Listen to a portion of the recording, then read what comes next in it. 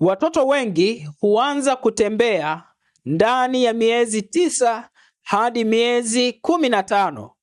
Mtoto wako ana miezi zaidi ya 15. Mtoto wako amefikisha miezi 15 na hawezi kutembea. Unajua hali hiyo kitaalamu inaitwaje? Hiyo ni changamoto ya uchelewaji wa hatua ya kutembea kwa mtoto. Sasa, ikiwa kama mtoto wako ana hiyo changamoto, haupaswi kupuuzia, kwani hiyo sio hali ya kawaida na inahitaji kupatiwa ufumbuzi. Nimekuwa nikiwasaidia watoto wengi ambao wanapitia changamoto katika hatua zao za ukuaji.